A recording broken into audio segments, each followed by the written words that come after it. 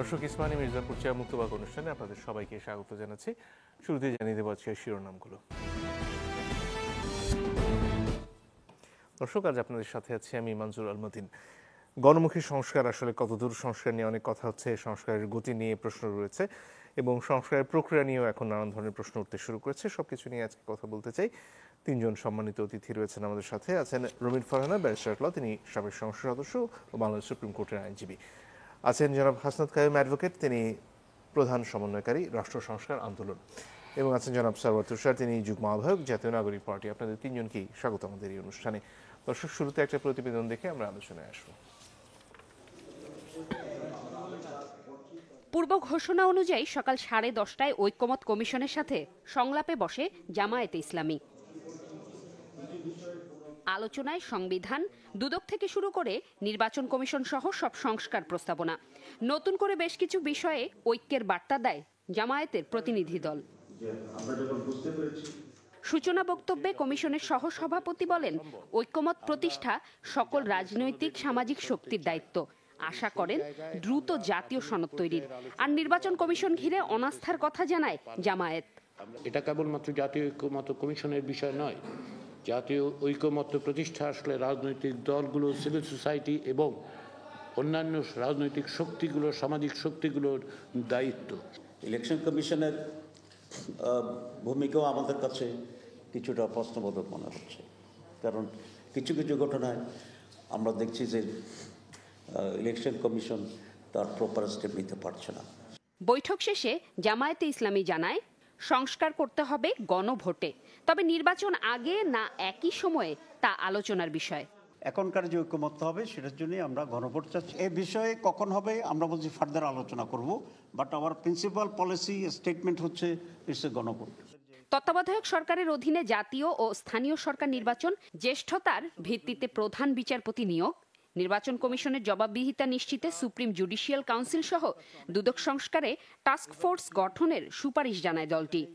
যেহেতু কিছু রিফর্ম আমরা চাচ্ছি, সেজন্য আমরা মিনিমাম সময়টা যেটা হয় রিফর্ম করার জন্য অতটুকুই আমরা এলাও করব এবং এরপরেই যত শীঘ্র সম্ভব নির্বাচন দিতে হবে। নির্বাচন may be the better solution for to bring the normalcy. মত পার্থক্যের বিস্তারিত তুলে ধরে দলটি জানায়, দলীয় দৃষ্টিকোণ নয়, বরং দেশ ও জনগণের স্বার্থেই সংস্কার চায় জামায়াত। শুরুতেই জনাব হাসনাত কাইম, আপনার কাছে আসতে চাই। ঐকমত্য কমিশনের প্রধান যে কথাটি, ভাইস চেয়ারম্যান যে কথাটি বলছিলেন ডক্টর আলী রিয়াজ, যে শুধুমাত্র ঐক্যমত্য কমিশন আসলে এই ঐক্যমত্য তৈরি করতে পারবেন, এটার জন্য আসলে রাজনৈতিক দল সহ সমাজের অন্যান্য শক্তিগুলোর অংশগ্রহণ প্রয়োজন।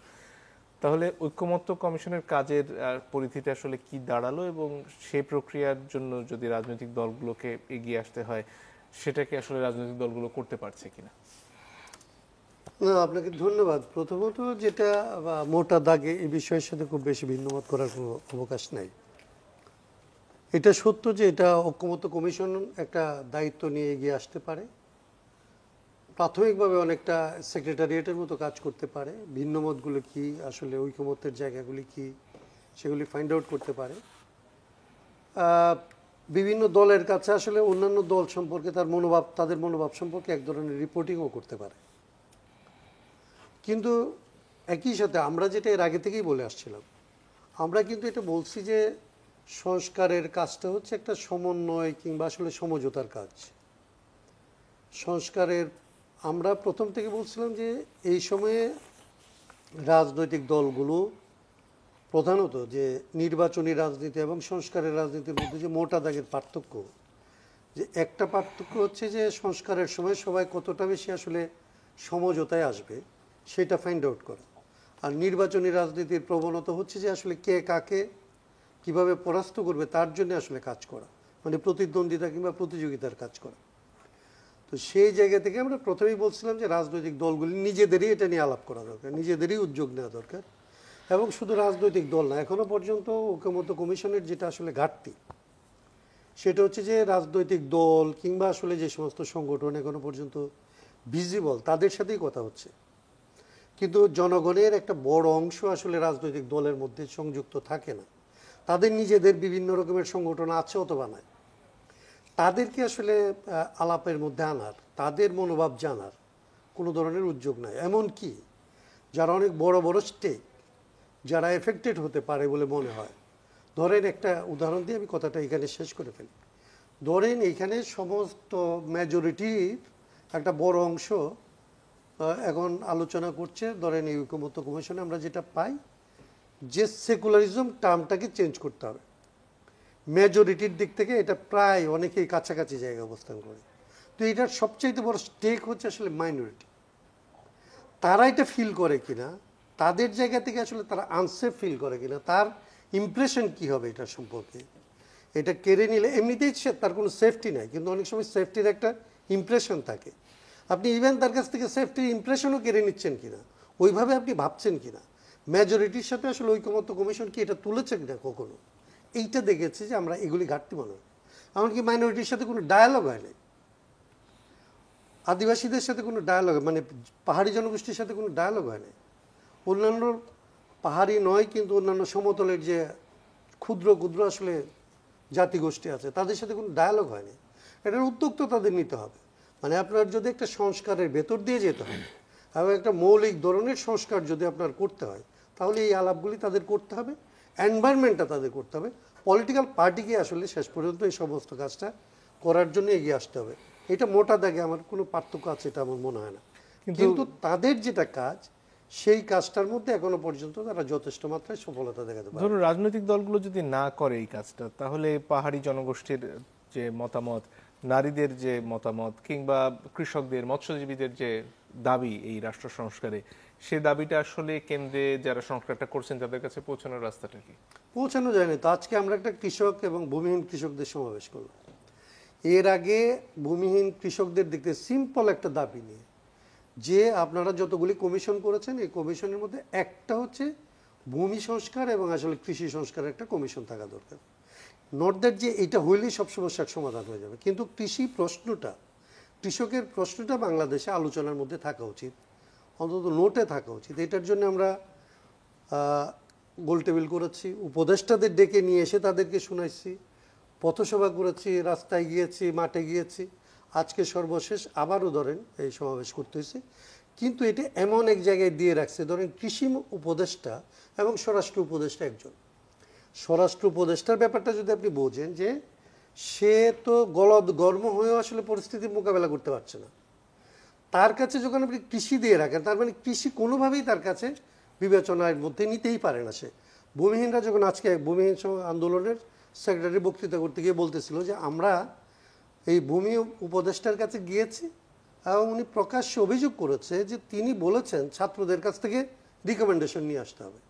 তো এর চাইতে ফার্স্ট কোনো কথা হইতে পারে না। তো ছাত্র জনতা যে টার্মটা, এই টার্ম মানে তো হচ্ছে কৃষকের সন্তানই, তো ক্ষেত মজুরের সন্তান, কৃষকের সন্তান, ভূমিহীনের সন্তান, শ্রমিকের সন্তান অথবা ভাই, এরাই তো ছাত্র এবং জনতা।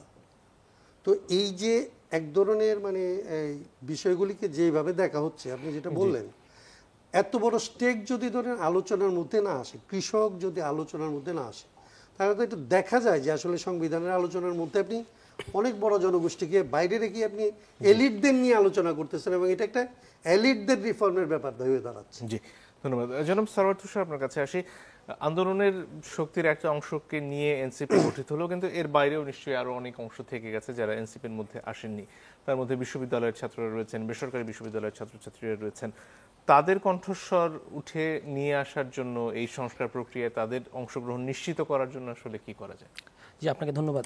আমরা এই পর্যন্ত 2বার গেলাম জাতীয় ঐকমত্য কমিশনে, এবং প্রথমবার গিয়ে আমরা এই কথাটাই বলেছিলাম যে সংস্কারের প্রধান, এই গণঅভ্যুত্থানের পরে প্রধান স্টেক হোল্ডার হচ্ছে জনগণ, এবং কমিশন একটা বড় ধরনের বিভ্রান্তিতে আছে বলে আমরা একটা রাজনৈতিক দল হওয়ার পরেও স্বীকার করেছি। সেটা হচ্ছে তারা মনে করছে রাজনৈতিক দলগুলোর সাথে কথা বলা মানেই জনগণের সাথে কথা বলা। এটা কিন্তু ভুল। মানে রাজনৈতিক দলের বাইরে, যেটা একটু আগে জনাব হাসনাত কাইয়ুম বললেন, যে রাজনৈতিক দলের বাইরেও একটা বিশাল অংশের জনগণ আছে, তাদেরকে কিভাবে তাদের কথাগুলো নিয়ে আসা হবে এটার কোনো প্রক্রিয়া আমরা যখন তাদেরকে জিজ্ঞেস করেছি কমিশনকে, তারা একটা ওয়েবসাইটের কথা বলেছে যে আমরা ওয়েবসাইটের মধ্য দিয়ে করছি। কিন্তু আপনি তো জানেন বাস্তবতাটা, যে আমাদের দেশের নিরক্ষর মানুষের কথা বাদই দিলাম, এমনকি শিক্ষিত জনগোষ্ঠীও এখনও ওয়েবসাইটে ঢুকে মতামত দেবে এটা খুব একটা আশা করা যায় না। যেটা আপনি বললেন যে এখানে পলিটেকনিকের স্টুডেন্টরা আছে, এখানে কারিগরি অন্যান্য স্টুডেন্টরা আছে, এখানে প্রাইভেট ইউনিভার্সিটির শিক্ষার্থীরা আছে, মাদ্রাসা শিক্ষার্থীরা আছে, এত বিপুল অংশের জনগণের আসলেই তাদের কথাটা যে তারা বলবে তারা কী কারণে রাস্তায় নামলো এবং কী ধরনের বাংলাদেশ চায়, যেটা তারা আর কোথাও আপনার জায়গা আমরা দিতে পারি নাই বলে তারা দেয়ালে দেয়ালে লিখে রাখলো, এই কথাটা শোনার কোনো মানসিকতাই আমরা মিসিং দেখেছি এবং এই প্রশ্নটা আমাদের কাছে তুলেছি। কিন্তু এটা যে খুব কঠিন তা কিন্তু না। প্রাইভেট ইউনিভার্সিটির কথা যদি আপনি ধরেন, প্রাইভেট ইউনিভার্সিটির একাধিক সংগঠন আছে, মানে পুষা, পুনা, এরকম আরও বেশ কিছু সংগঠন আছে, শিক্ষকদের অনেকগুলো কমিউনিটি আছে প্রাইভেট এবং পাবলিকের। এদের সাথে কিন্তু কথা বলাটা, যদি কমিশন আন্তরিকতা দেখায়, কথা বলাটা কোনো ব্যাপার না। তাদের সাথে যোগাযোগ করা এবং তাদেরকে ইনভাইট করা যে আপনারা আসেন এবং আপনাদের সংস্কার প্রস্তাবগুলো বলেন, বা আমরা এই সংস্কারগুলো রেডি করেছি, আপনারা এইসব ব্যাপারে আপনাদের মতামত দেন। এটা যে তারা দেবে না এরকম না। মাদ্রাসা শিক্ষার্থীদের তরুণ আলেম সমাজ নামে তাদের অনেক ধরনের তৎপরতা আছে, সেগুলোর ব্যাপারেও আমরা কমিশনকে দেখি নাই করতে। এর বাইরে অন্যান্য যে পেশাজীবী আছে, কৃষক, জেলে, কিংবা আরও যারা মানে ঢাকা শহরে ইনফর্মাল সেক্টরে যারা কাজ করে, এদের যে কি ভীষণ সমস্যা। আমরা তো ঢাকা শহরে মানুষেরা এই ইনফর্মাল সেক্টরের হকারদের বাদ দিয়ে একদিন চলতে পারবো না, আমাদের ফুটানি একদিন টিকবে না।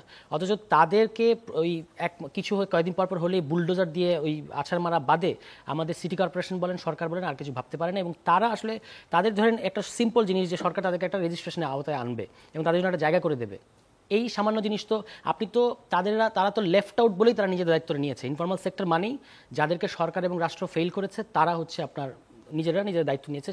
তাদেরকে যে আপনি একটা সিম্পল জায়গা করে দেবেন, এটা করে দিচ্ছে না বা দেওয়া হয় না। ফলে যেটা হয় যে তারা রাজনৈতিক দল বা অন্যান্য আরও শক্তিশালী যে সমস্ত গোষ্ঠী আছে তাদের চাঁদাবাজির শিকার হয়। এই যে বিভিন্ন ধরনের জনগোষ্ঠী আছে, এদের মতামত শোনার কোনো মেকানিজম এই গভর্নমেন্টের নাই। এবং যতই দিন গড়াচ্ছে আমাদের কাছে মনে হচ্ছে এক ধরনের সুপারফিশিয়াল সংস্কার তারা কিন্তু করছে। অভ্যুত্থানের শক্তির দল হিসেবে এনসিপির এখানে আসলে ভূমিকাটা কি হবে? আমরা আমাদের সাধ্য অনুযায়ী বিভিন্ন জনগোষ্ঠীর ভাষা বা বিভিন্ন জনগোষ্ঠীর দাবি দেওয়া তোলার চেষ্টা করছি। যেমন আপনি দেখবেন খুব অদ্ভুতভাবে স্থানীয় সরকার সংস্কার কিন্তু এই কমিশনে নাই, তারপর আপনার পুলিশ সংস্কার কিন্তু এই কমিশনে নাই। অথচ পুলিশ কিন্তু প্রতিদিন আপনার পুলিশের ব্যাপারটা আপনাকে ফেস করতে হয় জনগণ হিসেবে। সেই প্রস্তাবগুলো আমরা, যেগুলো তাদের এজেন্ডায় নাই, সেগুলো আমরা তোলার চেষ্টা করেছি। তারা এগুলো শুনছে, এখন এটা নিয়ে তারা কী করবে আমরা জানি না। কিন্তু এগুলো আমাদের কাছে খুব রহস্যজনক মনে হচ্ছে যে আমরা সরকারকে এই সংস্কারের জন্য সময় দিচ্ছি, সরকারের সাথে সহযোগিতা করছি, কিন্তু সরকার ক্রমশ আমাদের কাছে মনে হচ্ছে যে সংস্কার থেকে অনেক দূরে হাঁটছে এবং সংস্কারটা এক ধরনের মানে লোক দেখানো একটা ব্যাপারে পরিণত হচ্ছে কিনা এই সন্দেহ আমাদের মধ্যে আছে। তবু আমরা এখনও বিশ্বাস করতে চাই যে যেগুলো ফান্ডামেন্টাল রিফর্ম আমরা বলেছি, শুধু রাষ্ট্রের প্রতিষ্ঠান বাদেও আরও কিছু জনসংশ্লিষ্ট আইন আছে যেগুলো প্রত্যেক দিনের মানুষের প্রয়োজন পড়ে, এই আইনগুলোরও রিফর্ম করা দরকার। মানে যেটার সাথে কৃষকের সম্পর্ক আছে, যেটার সাথে অন্য পেশাজীবী সম্পর্ক আছে, এগুলো দ্রুত সরকারের ফাইন্ড আউট করা উচিত। বা অন্য পেশাজীবীরা এখন নিজ উদ্যোগে কিংবা রাজনৈতিক দল এনসিপি সহ বিএনপি সহ যারা দায়িত্বশীল যে রাজনৈতিক দলগুলো আছে, প্রত্যেকের উচিত হচ্ছে এই সরকারের কাছে যে এগুলো আপনি মিস করে যাচ্ছেন, এই সংস্কারগুলো এখনই করা উচিত, কারণ আদারওয়াইজ এটা পরে আর হবে না। হ্যাঁ, এটা এইরকম একটা পরিস্থিতিতে এই মুহূর্তে আছে। ধন্যবাদ। রুমিন ফারহান, আপনার কাছে আসতে চাই। বিএনপি আন্দোলনের অন্যতম শক্তি এবং এই যে সংস্কারগুলোর কথা বিএনপি বেশ আগে থেকেই বলে আসছে, তাদের 31 দফার মধ্যে সেই বিষয়গুলো আছে। এখন প্রশ্ন হচ্ছে নির্বাচনের আগে আসলে এর কতগুলো করা সম্ভব, এবং যে কাঠামোগত পরিবর্তনের কথা, ক্ষমতার ভারসাম্যের কথা বলা হচ্ছে, যাতে যেই নির্বাচিত হয়ে আসুক সে ফ্যাসিস্ট হয়ে উঠতে না পারে, সেটার জন্য আসলে বিএনপি কতগুলো কাজ করা প্রয়োজন মনে করে এর আগে, এবং সেটার প্রক্রিয়াটা কি হওয়া উচিত বলে মনে করে? আচ্ছা, জামাতের তরফ থেকে গণভোটের কথা বলা হচ্ছে, বিএনপির অবস্থানটা কি সে ব্যাপারে সেটা জানতে চাই। আপনাকে অসংখ্য ধন্যবাদ। যখন বাংলাদেশের রাজনৈতিক অঙ্গনে সংস্কার শব্দটার সাথেই তেমন পরিচয় ঘটেনি, সেই 2016 সালে আমরা প্রথম আমাদের ভিশন 2030-তেই, সেই ভিশন 2030-তেই বাংলাদেশে প্রথমবারের মতন দেশনেত্রী বেগম খালেদা জিয়া বললেন প্রধানমন্ত্রী এবং রাষ্ট্রপতির ক্ষমতার ভারসাম্য, প্রধানমন্ত্রীর সঙ্গে মন্ত্রিপরিষদের ক্ষমতার শেয়ারিং, বলা হলো 70 অনুচ্ছেদের সংস্কার, বলা হলো লোয়ার হাউস আর আপার হাউসের কথা পার্লামেন্টে। এই কথাগুলো 2016 সালে বাংলাদেশের রাজনীতিতে একেবারেই নতুন কথা ছিল। এই কথাগুলো বাংলাদেশের আর কোনো রাজনৈতিক দল তখনও বলেনি। এরপরে 8 বছর পার হলো, বিএনপি 31 দফা দিল, এবং এই 31 দফা শুধু বিএনপি একা দিল তাই নয়, বিএনপির সঙ্গে যেই পলিটিক্যাল পার্টিগুলো জোটবদ্ধভাবে আন্দোলনে ছিল, যুগপথভাবে আন্দোলনে ছিল, অর্থাৎ হাসিনার একটার পর একটা মেয়াদ কারচুপির মাধ্যমে ক্ষমতায় থাকার বিরুদ্ধে যে আওয়াজগুলো ছিল, তাদের সকলের একটা সম্মিলিত প্রয়াস ছিল 31 দফা, 31 পয়েন্টস। সুতরাং বিএনপি যদি নির্বাচিত হয়ে আসে, বা যেই নির্বাচিত হয়ে আসুক, আপনারা যে সংস্কারগুলোর কথা আমরা মূলত আলোচনা করছি, সকল দল, সকল রাজনৈতিক দলই এই সংস্কারগুলোর দিকেই মন দিচ্ছে, এবং আপনিও তাই বলছিলেন যে কেউ যেন ফ্যাসিস্ট হয়ে না উঠতে পারে। এটা না মনজুর ভাই, এক হচ্ছে আপনি কখনো কাগজে কলমে লিখে এটা আপনি এনশিওর করতে পারবেন না।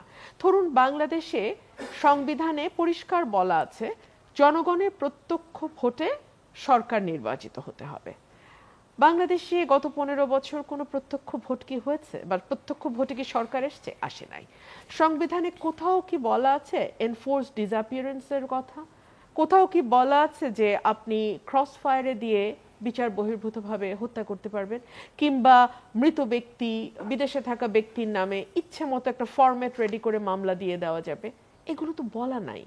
এগুলো তো হয়েছে বাংলাদেশে, তাই না?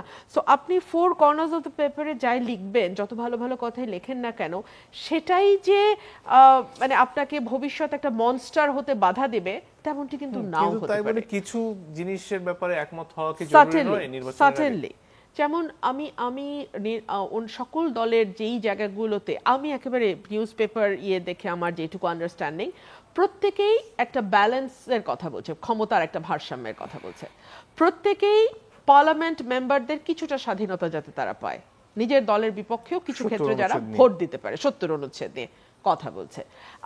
বেশিরভাগ দলই জুডিশিয়ারির ইন্ডিপেন্ডেন্স নিয়ে কথা বলছে, রাষ্ট্রের প্রতিষ্ঠানগুলোর শক্তিশালী হয়ে ওঠা নিয়ে কথা বলছে, এবং বিচার বিভাগ যে একটা চেক অ্যান্ড ব্যালেন্সের রোল প্লে করে নির্বাহী এবং সংসদের মধ্যে, সেই বিষয়ে কিন্তু মোটামুটি আপনি কোনো দলকে দেখবেন না এই ব্যাপারে দ্বিমত করতে। সো এই কথাগুলো কিন্তু মোটা দাগে সকল দল একমত হয়েছে। এর বাইরে যেই ডিটেইলিং গুলাতে ডিফারেন্স হয়তো আছে, মত পার্থক্য হয়তো আছে, সেগুলো তো আসলে আপনি সংবিধান যদি সংশোধন করতে চান আপনাকে 2/3 মেজরিটি লাগবে। মানে এখনো পর্যন্ত কিন্তু আমরা সংবিধানকে ফেলে দেই নাই। এখনো আমরা যেই সরকারের অধীনে 6টি কমিশন বা যে কটি কমিশন হয়েছে গঠিত হয়ে আমরা যে এই সংস্কারের আলাপগুলো করছি, এই সরকারটিও কিন্তু এই সংবিধানেরই 106 অনুচ্ছেদে সুপ্রিম কোর্টের রেফারেন্স দিয়ে গঠিত হয়েছে। কিন্তু এই ধরনের কোন সরকারের বিধান তো আর সংবিধানে নেই। সংবিধানের সংস্কারের বিধান তো ডেফিনেটলি আছে। এই ধরনের অন্তর্বর্তীকালীন সরকারের তো কোনো বিধান সংবিধানে নেই, ফলে সেই কারণেই তো হ্যাঁ না, সেই কারণেই তো আমরা রেফারেন্স নিয়েছি সুপ্রিম কোর্টের, এবং সুপ্রিম কোর্ট খুব নির্দিষ্ট করে বলে দিয়েছে নির্বাহী কার্যাবলী সম্পাদনের জন্য একজন প্রধান উপদেষ্টা এবং তার উপদেষ্টা পরিষদ গঠিত হইবে। নির্বাহী কার্যাবলী, এখন নির্বাহী কার্যাবলীর মধ্যে আপনি নিজেও একজন লয়ার, আপনি কি মনে করেন যে এর মধ্যে করিডোর কিংবা এর মধ্যে আপনার বন্দরের মতন স্ট্র্যাটেজিক ডিসিশনও আসতে পারে? এই প্রশ্ন থাকবে। কিন্তু প্রশ্ন হচ্ছে তাহলে কি আপনারা বলছেন যে সংস্কারের পুরো প্রক্রিয়াটা আসলে রেখে দেওয়া উচিত নির্বাচিত সংস্কারের জন্য? এর বাইরে তো আর কোনো উপায় নাই, কারণ 2/3 মেজরিটি তো এই মুহূর্তে বাংলাদেশের সংসদ নাই। এই মুহূর্তে বাংলাদেশে 2/3 মেজরিটি হওয়ার মতো কোনো উপায় নাই। ধরলাম আমি কথার কথা যে সকল রাজনৈতিক দল যারা যারা নির্বাচিত হয়ে সংসদে যাবে, যেহেতু মোটা দাগে কয়েকটা ব্যাপারে তারা সকলেই একমত হয়েছে, সো 2/3 মেজরিটি পাওয়াটা দলের বিপক্ষে ভোট না দিয়েও আমি 2/3 মেজরিটি এনশিওর করতে পারবো সংসদে। ধরে নিলাম যে কোনো একটা দল 2/3 মেজরিটি পেলো না, কিন্তু তারপরেও সিঙ্গেল মেজরিটি থাকলে অন্য দলগুলোর ভোট আমি পাবো। কিন্তু ওই প্রক্রিয়ার মধ্যে না গিয়ে কিভাবে হবে? 1, 2 হলো গণভোটের ব্যাপার আমার একটা মানে ফাইন্ডিং, আমার একটা মানে ওপিনিয়ন, যেটা যে প্রত্যেকটা দল তার তার এজেন্ডা দিবে যে সে কি দিতে চায় মানুষকে, সে কি করতে চায়। ফর এক্সাম্পল সংবিধানে সে কি কি সংশোধন আনতে চায়, সে শিক্ষা খাতে কি কি করতে চায়, স্বাস্থ্য খাতে একটা নির্বাচনী ম্যানিফেস্টো যেটাকে বলা হয়, যে আপনি জনগণের সাথে একটা চুক্তিবদ্ধ হন যে আপনি কি কি করবেন। মানুষ যারটা মানুষের পছন্দ হয় মানুষ তাকেই ভোট দিবে, মানুষ তার মতামতও দিবে। মানুষ যদি মনে করে যে ফর এক্সাম্পল এ দল এর যেই ম্যানিফেস্টো আছে ইলেকশন ম্যানিফেস্টো, সেটার সাথে তারা একমত না, দল বি এর বা দল সি এর বা দল ডি এর সাথে তারা একমত, যেটার সাথে তারা একমত হবে তারা সেই দলকে ভোট দেবে। গণতান্ত্রিক প্রক্রিয়া মানে বাদ দিয়ে এটার আর দ্বিতীয় কোনো রাস্তা নাই। 1 আর 2 হলো যে যেই সংসদটি আগামীতে গঠিত হবে সেটি এবং তার পরবর্তী নির্বাচনগুলো যদি আমরা সুষ্ঠু নির্বাচন করতে পারি, অর্থাৎ নির্বাচন ম্যানিপুলেশনের সংস্কৃতিটা যদি আমরা সরাতে পারি, তাহলে যেই মনস্টার হওয়ার ভয়, যে ফ্যাসিস্ট হওয়ার ভয় আজকে আমরা দেখছি, আমার মনে হয় না কেউ সেই জি। পথে হাঁটবে। ধন্যবাদ। একটা বিরতির সময় হয়ে গেছে, ফিরে এসে জনাব হাসনাত কাইম আপনার কাছে জানতে চাইবো এই প্রক্রিয়ার ব্যাপারে আপনি কি মনে করেন। দর্শক একটু পরে ফিরে আসছে, আশা করি সাথে থাকবেন।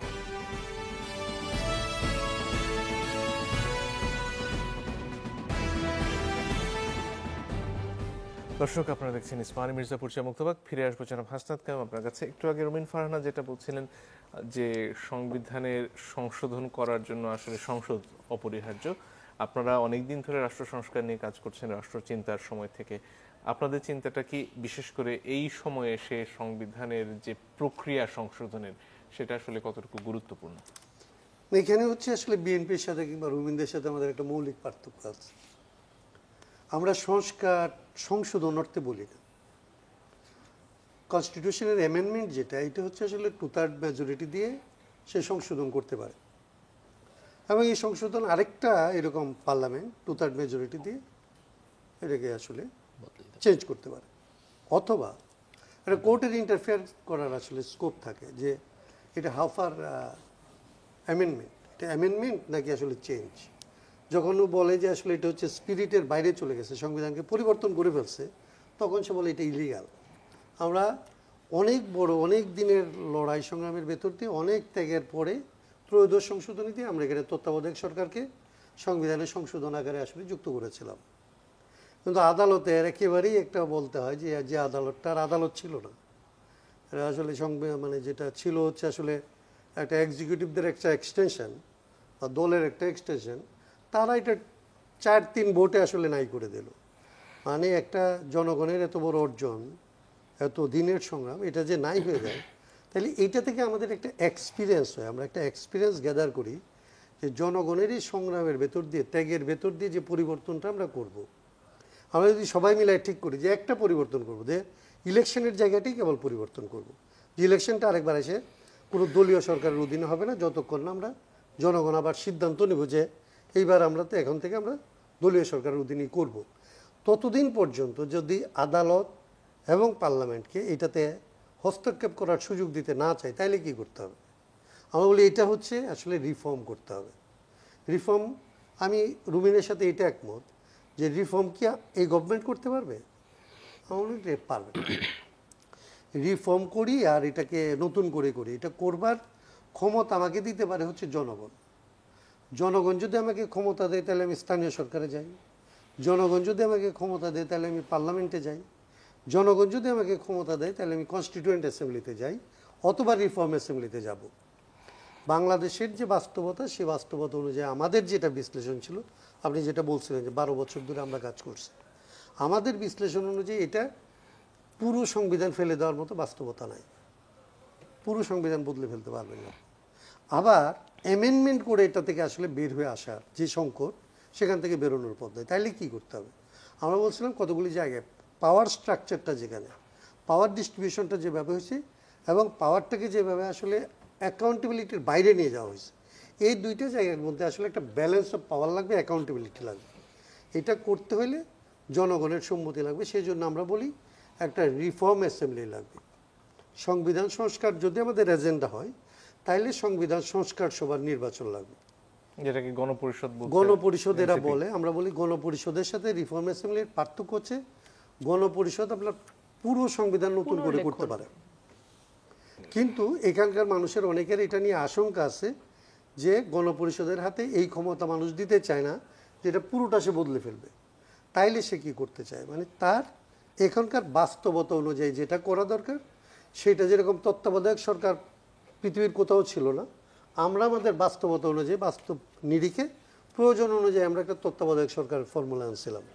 বাংলাদেশের আরেকটা বাস্তবতা হচ্ছে রিফর্ম অ্যাসেম্বলি, এরকম একটা বাস্তবতা যেটা হচ্ছে গণপরিষদের মতো করে পুরো সংবিধান ফেলে দেওয়ার ক্ষমতা না, আবার এইরকম না যে এটা সংশোধন আকারে করবো, যেটা আসলে জনগণের আরেকবার ভোট না নিয়ে এটাকে ফেলে দিতে পারে। তার মানে একটা স্থায়ী সমাধান আমরা চাই পাওয়ারের ক্ষেত্রে, যে প্রধানমন্ত্রী কিংবা চিফ এক্সিকিউটিভ হচ্ছে নির্বাহী বিভাগ বলেন, বিচার বিভাগ বলেন, আইন বিভাগ বলেন, সবগুলির উপরে এসে বসেন। এবং রুমিন একটা কথা বলছিল, এটা খুব গুরুত্বপূর্ণ, সেটা হচ্ছে আমাদের অনেক মানুষই মনে করে যে আসলে অনেকগুলো ভালো আইন তো আছে, অনেকগুলো কথা তো সংবিধানে ভালো ভালো লেখা আছে, এটা হয় না কেন? হয় না হচ্ছে সংবিধানের পাওয়ার স্ট্রাকচারটা এরকম যে কেউ একমাত্র সংবিধানে চিফ এক্সিকিউটিভ হচ্ছে ইলেক্টেড হইলে একবার সে অ্যাবাভ দ্য কনস্টিটিউশন হয়। প্রধানমন্ত্রী যিনি, তিনি সংবিধানের উপরে অবস্থান করেন এবং ওনার ডিজাইন অনুযায়ী সংবিধান পরিবর্তিত হয়। তাইলে উনি যখন কাউকে বলে যে তুমি কালকে আর বিচারপতি নাই, উনি যদি ডিজায়ার করে যে পার্লামেন্ট থেকে এরকম একটা আইন করে আনো যে আইনের কারণে এরকম আসলে ফাঁসির দণ্ডপ্রাপ্তকে বের করে দেওয়া যাবে অথবা একজনকে মেরে ফেলা যাবে, সেইটা সে বের করে আনতে পারে। এইটাই হচ্ছে কনস্টিটিউশনের সবচেয়ে, আমাদের ৭২-এর সংবিধানের সবচেয়ে ভয়াবহ দিক। বিএনপিটাকে আসলে আমরা যখন ৩১ দফা নিয়ে বিএনপির সাথে আমরা দীর্ঘদিন কাজ করছি। ৩১ দফা আমাদের কোন একটা মানে সবার মানে অন্তত গণতন্ত্র মঞ্চ আমরা এগ্রি করছিলাম উইথ ডিসএগ্রিমেন্ট। আমরা পুরো সংবিধানের ৩১ দফা, ওনাদের ৩১ দফা একরকম, গণতন্ত্র মঞ্চের ৩১ দফা আরেক রকম। কিন্তু আমরা হাসিনা বিরোধী লড়াইয়ের সময় জনগণ যাতে আসলে আমাদের মধ্যে বিভাজন আছে, বিভক্তি আছে, এটা মনে করে যাতে আসলে তাদের ঐক্য হইতে কোনো ধরনের না পায়, সে কারণে আমরা এটাকে তখন প্রধান করে তুলি নাই। আমরা তারপরে যেখানে যেখানে আমরা ঐক্যবদ্ধ হইতে পারি নাই, ঐক্যমতে আসতে পারি নাই, সেই জায়গাগুলি গণতন্ত্র মঞ্চের একরকম, বিএনপির আরেক রকম। আমি যে কথাটা বলে কথাটা শেষ করতে চাই, এটা হচ্ছে যে এই সংবিধানটা এমনভাবে পরিবর্তন করা দরকার যে কত মিনিমাম কত ম্যাক্সিমাম আমি ওই তর্কটা এই মুহূর্তে যাচ্ছি না, যতটুকুই পরিবর্তন হোক, এই যে এত মানুষের রক্তের বিনিময়ে পরিবর্তনটা হবে, এইটা যেন আসলে ত্রয়োদশ সংশোধনীর মতো না হয় এবং সেই পরিবর্তনটা সংশোধন সভার মাধ্যমে করতে সেই পরিবর্তনটা সংশোধন সভার মাধ্যমে হবে, যাতে আবার এটা পরিবর্তন করতে হলে সংশোধন সভায় যাইতে হবে। জি, ধন্যবাদ। সারার তুষার, আপনার কাছে আসে এই প্রসঙ্গে যদি কিছু যোগ করার থাকে সেটা করতে পারেন নিশ্চয়ই। এর পাশাপাশি সাম্প্রতিক সময়ে মৈত্রী যাত্রা আমরা দেখেছি এবং নারীদের অধিকার নিয়ে নতুন করে কথা হচ্ছে, কিন্তু যেটা পুরনো হচ্ছে সেটা যে সব নারীরা কথা বলছেন, রাজনীতিতে এগিয়ে আসছেন, তাদের বিরুদ্ধে নানান ধরনের আক্রমণ, সেটা উমামা ফাতেমা হন, আপনাদের দলের তাজনুভা জেবিন হোক, কিংবা অন্যান্য আরও যারা বিভিন্ন সময় আক্রমণের শিকার হচ্ছেন, তাসনিম জারাও আছেন এর মধ্যে। এই ব্যাপারে আসলে দল হিসেবে এই যে যারা নারীরা এগিয়ে এসেছেন জুলাই অভ্যুত্থানের মধ্য দিয়ে, তাদের রাজনীতিতে থাকার সুযোগ করে দেয়া, তাদের কাজ করার সুযোগ করে দেওয়ার জন্য দল হিসেবে আসলে এনসিপি কি করতে পারছে? আপনাকে ধন্যবাদ। এই সংস্কারের প্রশ্নে আমি খুব বেশি কিছু বলবো না, কারণ রিপিটেশন হবে। কায়ুম ভাই যেগুলো বলেছেন আমি তার সাথে মোটা দাগে একমত। শুধু একটা জিনিস যুক্ত করব, সেটা হচ্ছে আমাদের গণপরিষদ আর সংস্কার সভা কিন্তু বেসিক্যালি একটা জিনিসের কথাই বলা হচ্ছে। আমরা বলছি যে মৌলিক সংস্কার যেগুলো এখন আপনি করবেন, সেটা করলে এটা আসলে আপনাকে অলমোস্ট একটা নতুন সংবিধানই হয়ে যাবে এটা, ঠিক আছে? কারণ এটা তো সংশোধনী হচ্ছে না। তো এইটা করার জন্য অনেকগুলো পদ্ধতির কথা আলাপ এসছে এবং এটা আমি রুমিন আপার সাথে একটু বা বিনয়ের সাথে দ্বিমত করতে চাই যে এটা সংসদে সম্ভব না। যে কী কী কারণে সেটা কায়ুম ভাই বলেছেন। এটা করতে হবে অনেকগুলো পদ্ধতি, তার মধ্যে জামায়াত ইসলামী আজকে একটা পদ্ধতির কথা প্রস্তাব করেছে। আমাদের জায়গা থেকে আমরা বলেছি যে গণপরিষদ তো আমাদের প্রথমত দাবি, কিন্তু আমরা আরেকটু সরে এসে কিন্তু বলেছি যে গণপরিষদ কাম পার্লামেন্ট হতে পারে। মানে ওই যে লেজিটিমেসি আছে কিনা 2/3 প্রশ্নের সমস্ত কিছুই আসলে এর মধ্যে দিয়ে অ্যাড্রেস হবে। এই কারণে গণপরিষদ কাম পার্লামেন্টের কথা আমরা বলেছি। আর গণভোটটা তো ইলেকশন ম্যানিফেস্টোর সাথে জুলাই চার্টারের পার্থক্যটা হচ্ছে এখানে জুলাই চার্টারে সকল রাজনৈতিক দল একমত হবে, সেটার উপরে জনগণ গণভোট দেবে। আর ইলেকশন ম্যানিফেস্টো যার তার মানে যেটা জনগণ পছন্দ করবে সেটা। ফলে এই প্রস্তাবটা কিন্তু আছে, এটা কিন্তু খুব ইন্টারেস্টিং যে একই দিনে গণভোট এবং সংসদ নির্বাচন। আপনি জুলাই চার্টারের উপরে গণভোট দেবেন হ্যাঁ বা না, আর যে দলের ইলেকশন ম্যানিফেস্টো আপনার কাছে বেশি কনভিন্সেবল মনে হয় আপনি সেই দলকে সরকারে পাঠাবেন। দুটো একই সাথে করা সম্ভব। এই প্রক্রিয়াগুলো নিয়ে আমার ধারণা সামনে জুন পর্যন্ত এটা নিয়ে আলোচনা হবে। এটা বলে আমি এই পর্যায়ে এটা শেষ করছি, কারণ বাকি আলোচনায় আমি কায়ুম ভাইয়ের সাথে মোটামুটি একমত। আপনি যেটা বললেন যে নারীদের, এটা গণ-অভ্যুত্থানে আমাদের অনেক প্রাপ্তি তো আসলে অনিশ্চিত হয়ে গেছে। তার মধ্যে একটা বড় প্রাপ্তি কিন্তু হচ্ছে এবার প্রচুর পরিমাণে তরুণ নারীরা রাজনীতিতে আসছেন বা রাজনীতির ব্যাপারে আগ্রহী হচ্ছেন।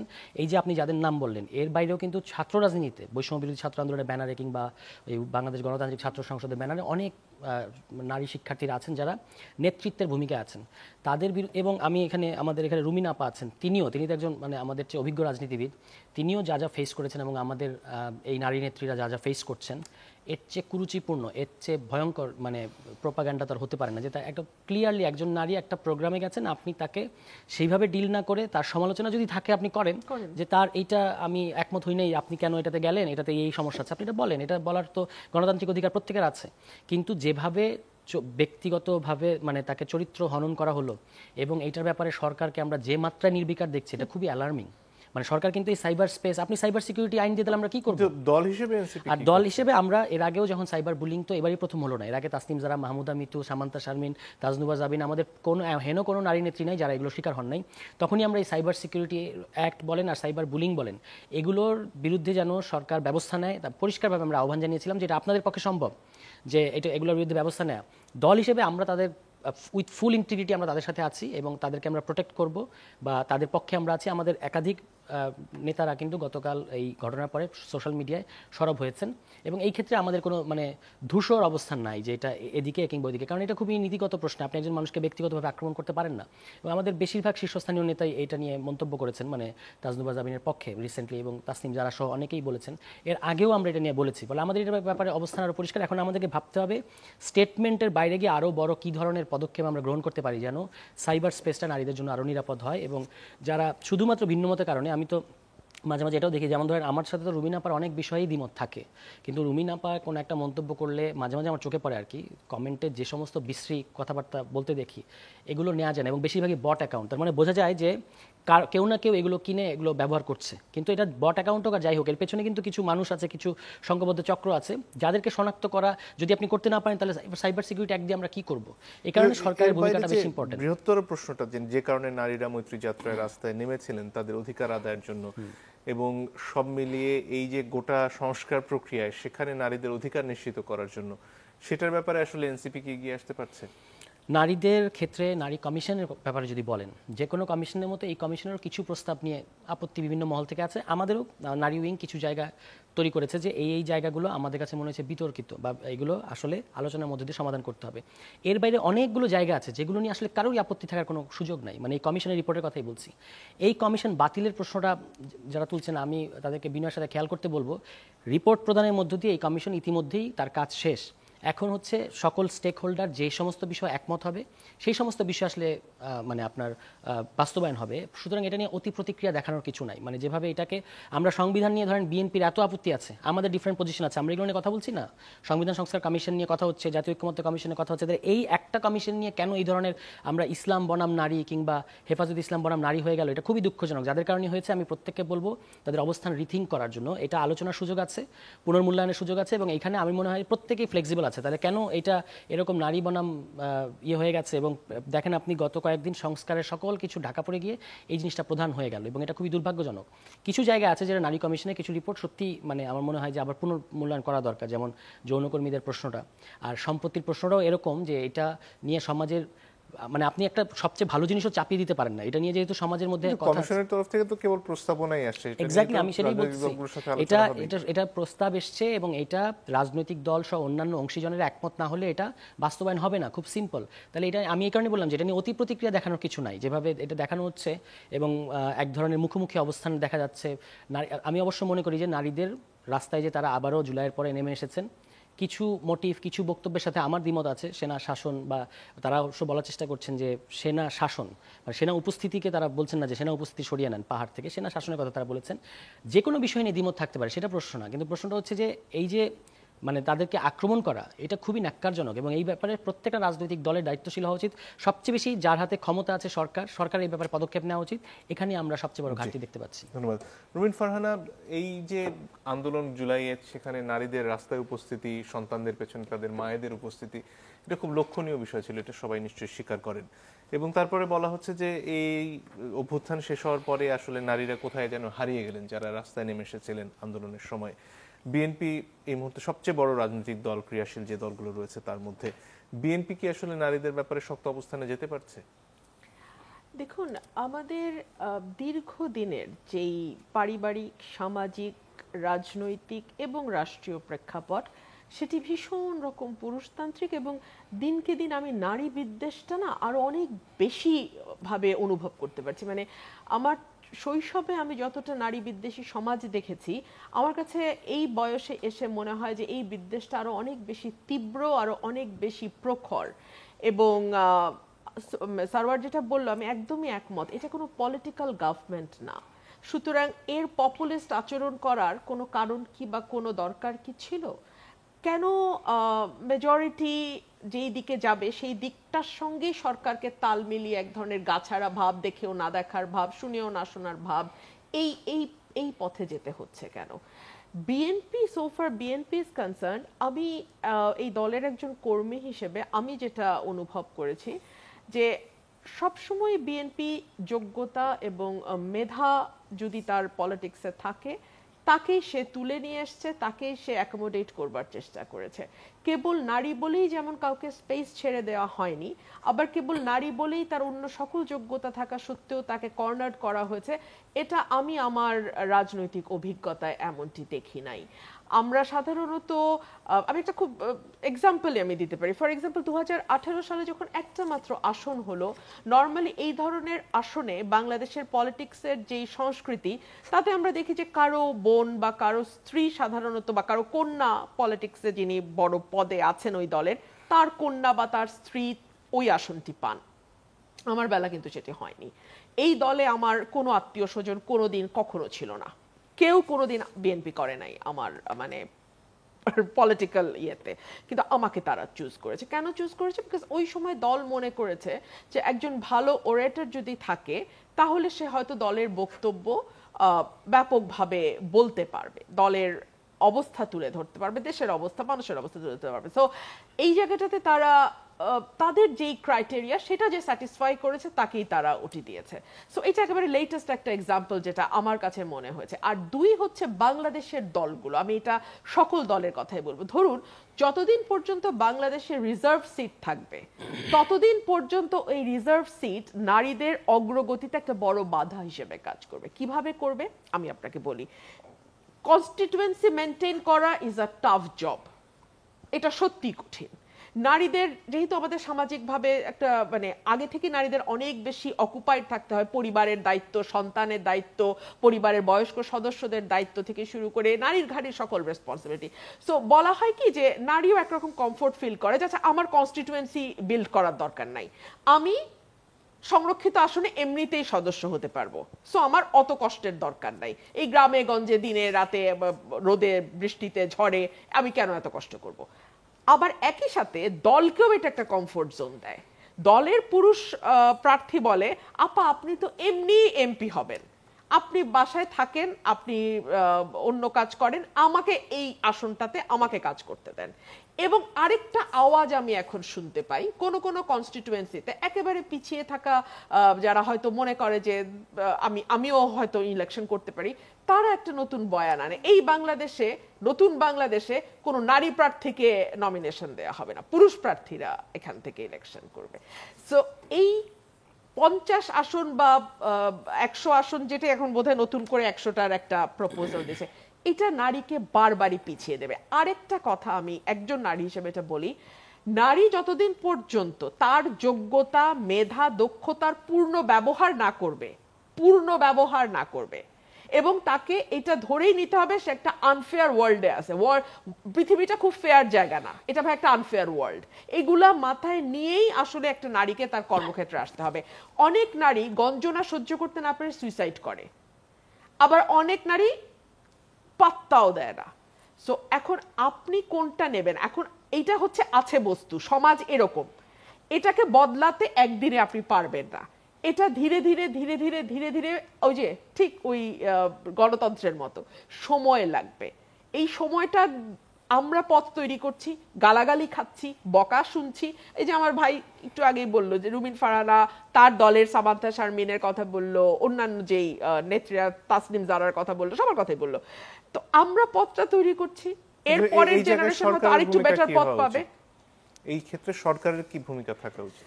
আমি আপনাকে একটা কথা বলি মনজুর, ডিজিটাল সিকিউরিটি অ্যাক্টটা কেন আনা হয়েছিল বলেন তো, বা আইসিটি অ্যাক্ট কেন আনা হয়েছিল? এটা তো পরে আমরা পলিটিশিয়ানদের অপ্রেসড করার জন্য ব্যবহার হইতে দেখছি, ভিন্ন মতকে দমনের জন্য ব্যবহার হইতে দেখছি।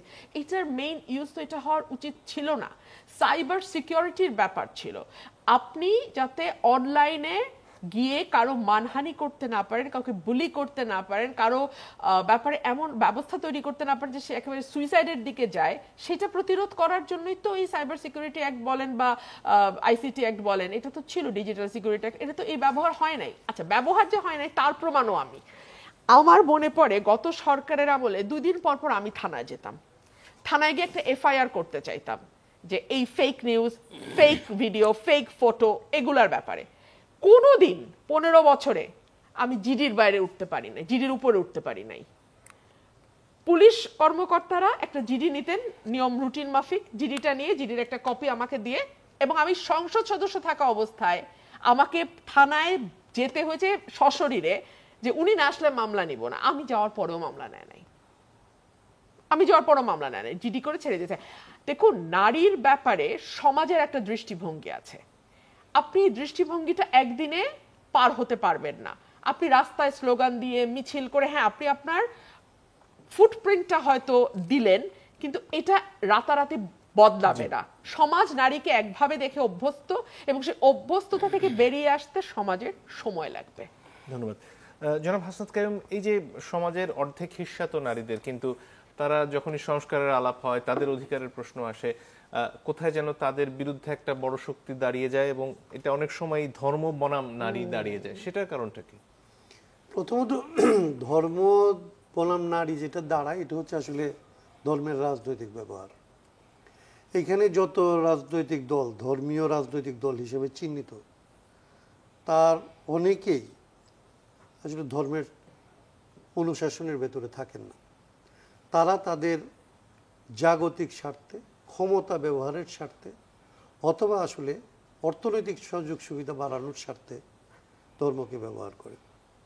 এবং এইভাবে যে আসলে ধর্ম ব্যবহার করে যে রাজনীতি, সেই রাজনীতিতে তারা কখনোই আসলে এদের একটা বড় ধরনের লক্ষণ হচ্ছে যে এরা কখনোই ক্ষমতাকে চ্যালেঞ্জ করে না, ওরা সবসময় ক্ষমতার পেছনে থাকে।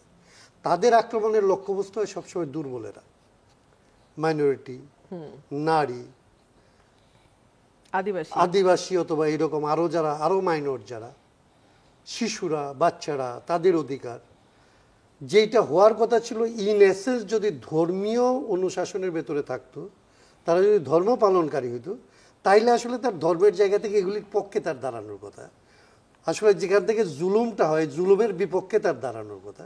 তো ওরা সবসময় ধর্মের লেবাসটাকে ব্যবহার করে জুলুমটা করার জন্য এবং জুলুমকারীর পক্ষে থাকার জন্য। সেই জন্যে প্রধানত এই যে ধর্ম বনাম যে নারী, এই ওয়ার্ডিংটাকে আমি আসলে প্রথমত মনে করি একটা ভুল ওয়ার্ডিং এবং ভুলভাবে চিহ্নিত করা। ধর্মের ব্যবহারটা হচ্ছে নারীর বিরুদ্ধে যারা করছে, এই ধর্ম ব্যবহারকারীরা ধর্মকে ব্যবহার করছে এবং একই সাথে রাজনীতিকে ব্যবহার করছে তাদের ব্যক্তিগত স্বার্থে। এদেরকে ওইভাবে চিহ্নিত যতক্ষণ পর্যন্ত না করা যাবে, ততক্ষণের একটা ছায়ার সাথে ছায়ার যুদ্ধ লাগিয়ে রাখবে। এবং সেই ছায়ার যুদ্ধটাকে যদি আমরা অবমুক্ত করতে না পারি, প্রকৃত লড়াইটা কার সাথে কার, সেটাকে যতক্ষণ পর্যন্ত না দাঁড় করাতে পারবো, ততক্ষণ এরা সহজেই বিভ্রান্ত করতে পারে যে নারী হচ্ছে আসলে এটা এরকম, এবং নারীকে সে আক্রমণ করতে পারে। নারীকে আক্রমণ করলে আমাদের যাদের আসলে এটা উন্মোচন করার কথা, তারা আমরা ধর্ম প্রশ্নটা যখন সামনে থাকে, তখন আমরা এটাকে আসলে অনেকাংশে ভয় পাই, এড়ায় চলি। আমার মনে হয় এই জায়গাটা আমাদের খুব স্পষ্ট অবস্থান করা দরকার। আমরা যারা রাজনীতি করি, এটা যদি আমরা নিতে থাকি, তাহলে নারীরা আসলে অনেকটা সামনে আসবে আশা করি। যদি আর কিছু যোগ করেন।